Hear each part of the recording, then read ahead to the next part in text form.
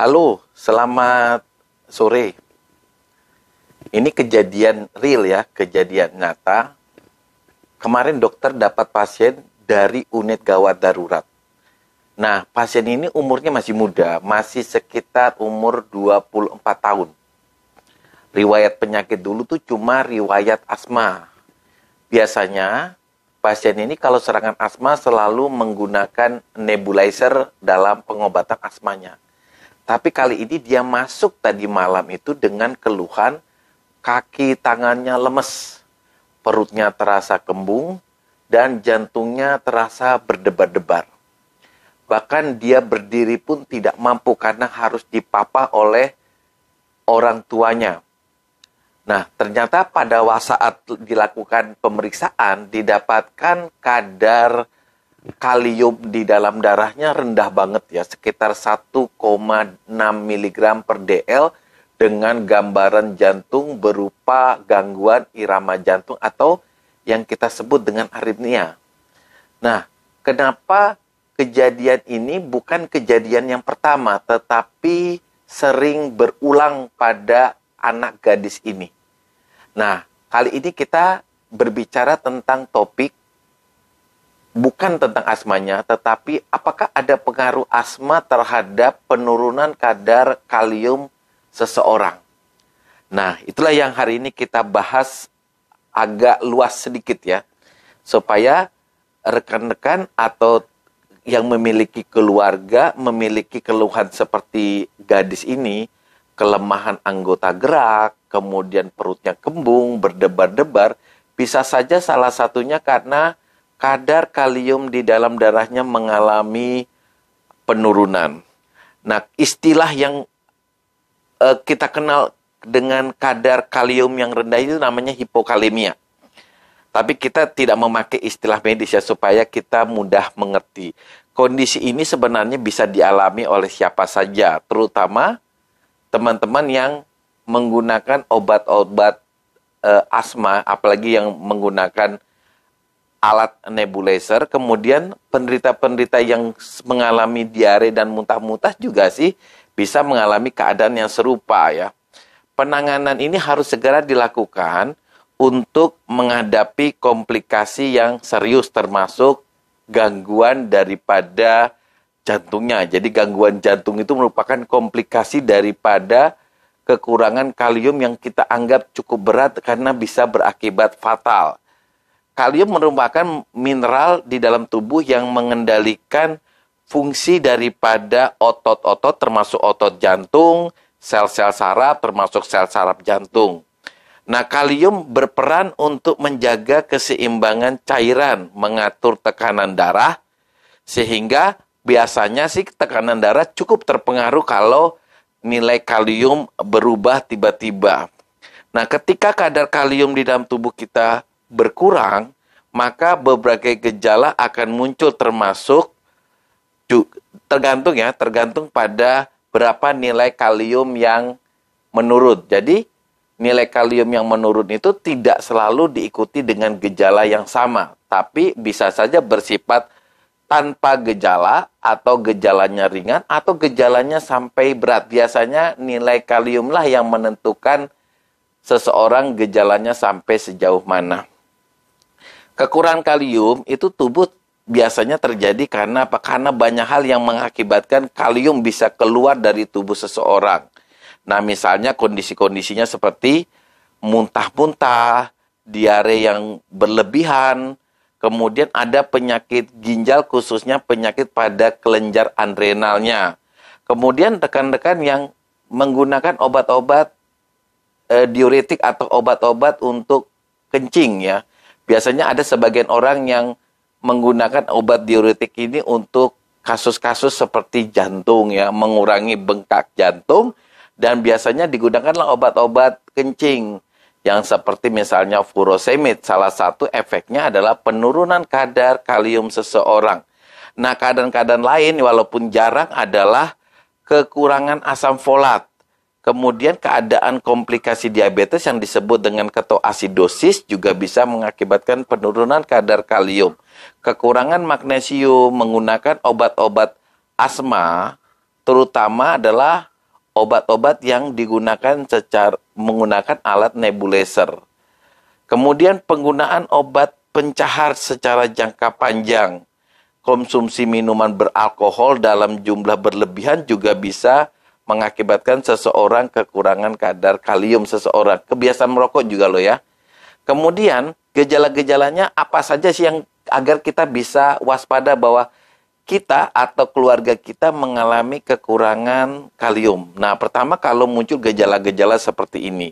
Mual, muntah, kemudian hilang nafsu makan, kemudian kita mengalami sembelit atau konstipasi ya, tubuh terasa lemes, kesemutan, kram otot, dan jantung yang berdebar. Nah, kalau itu terjadi pada saat kita mengalami atau sedang menggunakan obat-obat yang asma, kemudian habis buang-buang air, kita wajib mencurigai jangan-jangan kadar kalium tubuh kita kurang. Nah, itu gejala tadi muncul ketika kadar kaliumnya di bawah 3,6. Apalagi kalau sangat rendah di bawah 2,5 milimol per liter, maka komplikasi yang serius bisa terjadi seperti usus kita mengalami gerakan yang hilang atau istilahnya ileus paralitik. Biasanya perut kita tuh kembung banget, kemudian bersendawa, sakit sampai seluruh tubuh kita, susah buang air besar. Nah, gambaran ini kita sebut dengan ileus paralitik. Kemudian kita mengalami lemah lunglai, tidak mampu berdiri, bahkan harus dipapah. Kemudian terjadi gangguan irama jantung yang bisa membuat orang seolah-olah sesak napas. Kemudian terjadi henti napas karena kekuatan otot pernapasannya mengalami kelumpuhan. Nah, gangguan irama jantung akibat hipokalemia atau kadar kalium yang turun ini bisa terjadi irama yang melambat, bradikardi, irama yang cepat, takikardi, atau kacau ya, irama jantungnya atau yang kita sebut dengan atrial fibrilasi. Biasanya komplikasi jantung dipermudah juga dengan kalau orang itu minum obat digoxin atau obat jantung ya. Kemudian, kapan kita harus melakukan pemeriksaan elektrolit atau kita harus ke rumah sakit? Jika kita mengkonsumsi obat-obat kencing, kemudian menderita gangguan ginjal, diare, atau muntah, tapi sudah menderita keluhan-keluhan seperti sembelit, kemudian kembung, berdebar-debar, ya, kelemahan kaki, kita wajib melakukan pemeriksaan ke dokter untuk mencegah antisipasi yang akibatnya bisa fatal. Karena semakin cepat penanganan daripada hipokalemi itu semakin baik. Karena apa? Karena hipokalemi itu biasanya kalau kekurangannya ringan, itu kelemahannya bisa pulih dengan cepat. Tapi kalau sampai terjadi yang disebut dengan aritmia, atrial fibrilasi, bisa saja berakibat fatal yang mungkin sesuatu yang tidak kita inginkan.